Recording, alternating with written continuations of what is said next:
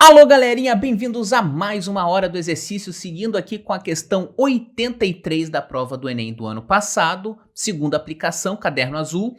A questão chega com: um pesquisador observou em uma árvore um ninho de uma espécie de falcão. Apenas um filhote apresentava uma coloração típica de penas de ambos os pais.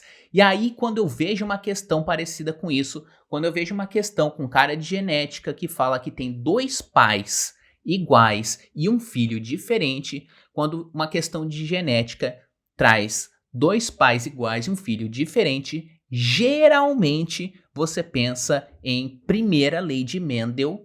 Geralmente você pensa em primeira lei de Mendel, você pensa em pais heterozigotos e filho homozigoto. Como que isso funcionaria?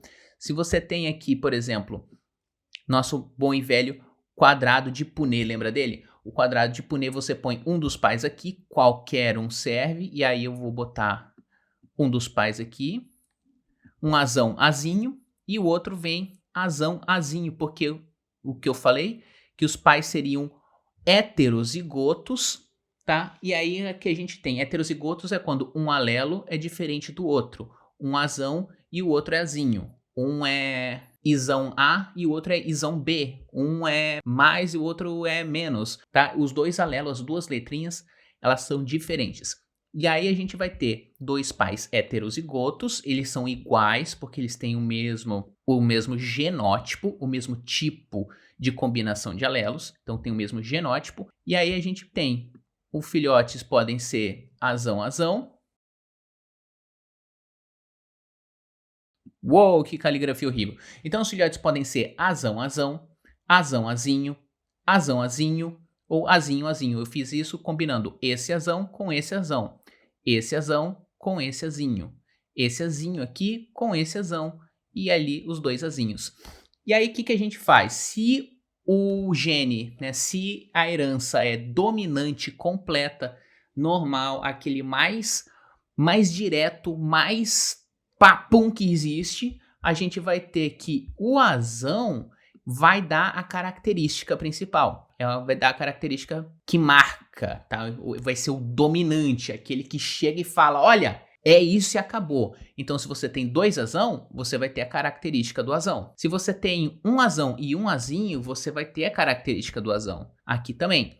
E o diferente só aparece quando você tem os dois azinhos. Então, o recessivo só vai se expressar, ele só vai aparecer em homozigose. Então, o recessivo só aparece quando não tem o dominante.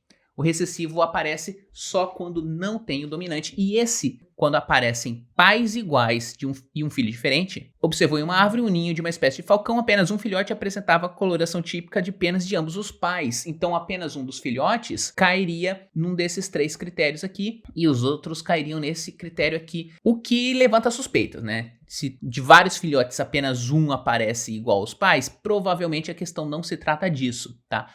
Mas não se deprima, esse tipo de estratégia aqui vai te resolver uma boa parte das questões de genética do Enem. Então vamos dar uma olhadinha aqui no resto da questão antes da gente se precipitar. Foram coletadas amostras de DNA dos pais e filhotes para a caracterização genética dos alelos responsáveis pela coloração das penas. Então alelo é aquela letrinha, é o azão, é o azinho, tá? E é claro que no DNA não vai ter azão e não vai ter azinho. No DNA vai ter uma sequência, como essa que a gente tem aqui, vai ter uma sequência, e se essa sequência for diferente de uma outra, por exemplo, então a gente diz que tem dois alelos. O gene é o mesmo. Gene, coloração da pena. Quantas versões a gente tem desse gene? A gente tem várias. Azão é uma versão, azão é um alelo. Azinho é outra versão, azinho é outro alelo, e isso no DNA significa sequências diferentes para o mesmo gene.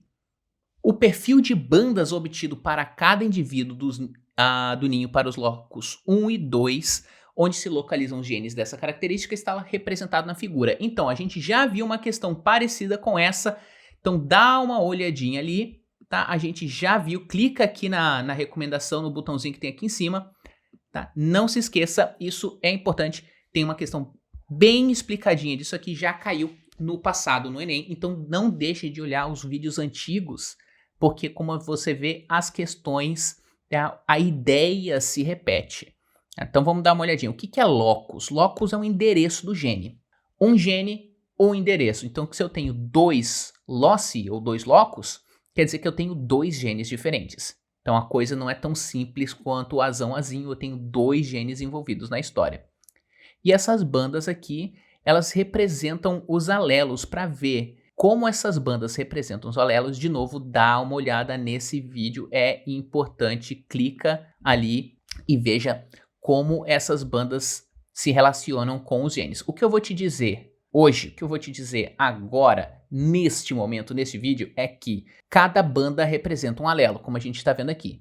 Então, o que eu tenho? Eu tenho os pais e eu tenho os filhotes. Os pais, para este gene aqui, o macho vai ter só o alelo B. Então, a gente poderia representar o macho como B, ok? O macho, BB. E a fêmea vai ser, só tem o C, tá? Então, a fêmea vai ser CC, só o CC. Tá, então a fêmea é CC, o macho é BB. Aqui no locus 2, no segundo gene, então você vê que os alelos são diferentes. Não começa de novo no A, por quê? Porque é outro gene, é outros alelos, é outra história.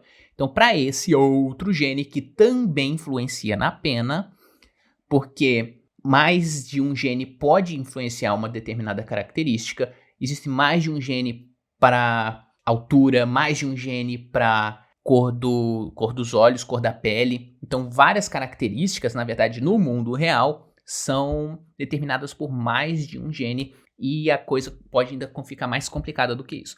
Mas para o segundo gene, o que a gente tem? Tem o pai com alelo E e o alelo G. Então, o pai, na verdade, é EG.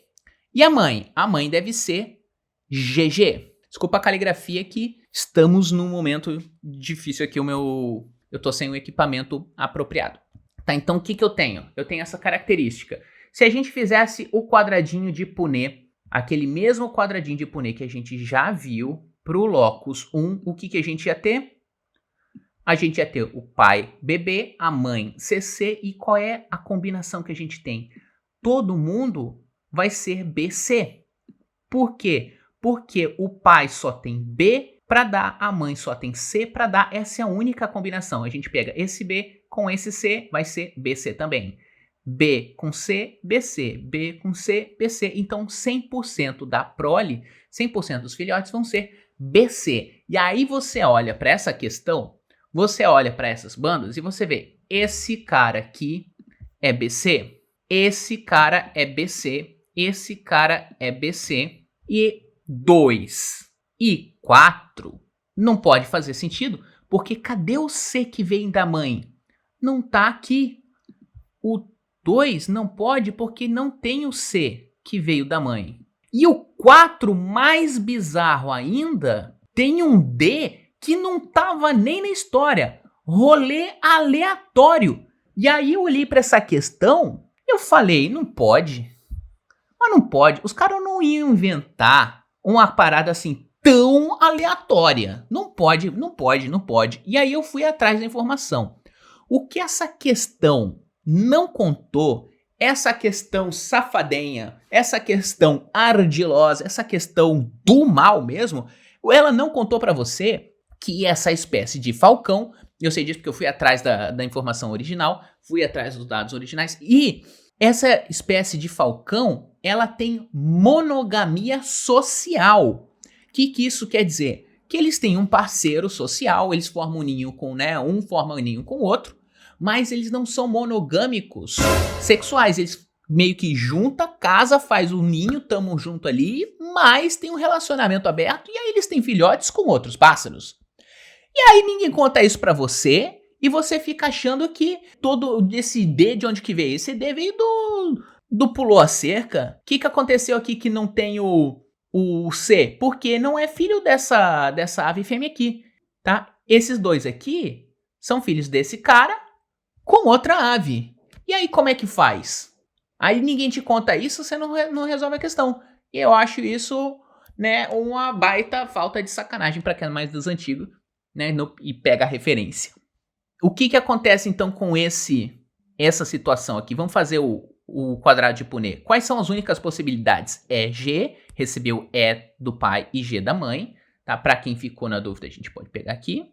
Então, pode pegar E do pai e G da mãe, ou G do pai e G da mãe. Então, quais são as únicas possibilidades? Apresentar G ou apresentar somente G. Quem apresenta somente G é o 4. Mas o 4 a gente já viu que não pode ser porque ele não é filho do mesmo casal. Tá? Então, o 4 preenche o critério aqui para o locus 2, mas não para o locus 1, não serve. O 5 que preenche para o locus 1 não preenche para o locus 2, porque ele necessariamente precisa de um G. Todo mundo aqui tem pelo menos um G que veio da mãe, então esse cara não é. O 2 tá faltando o G, mesma coisa. O 2 não preenche o critério para nenhum dos dois aqui. E o 1 é E, G, o 1 preenche todos os critérios, então o 1, nosso vencedor aqui. Qual dos filhotes apresenta a coloração típica de pena dos pais? Quem apresenta a coloração típica de pena dos pais, letra A, de ave, é o número 1. Então é isso aí, galerinha. Se você gostou, dá um joinha aqui, se inscreve no canal, ativa o sininho da notificação, dá uma olhada nos outros vídeos de genética. Existem muitos vídeos de primeira lei de Mendel, segunda lei de Mendel, mais vídeos sobre esse sistema de banda, o que isso significa. Pode cair de novo, dá uma olhada lá nos vídeos e até a próxima.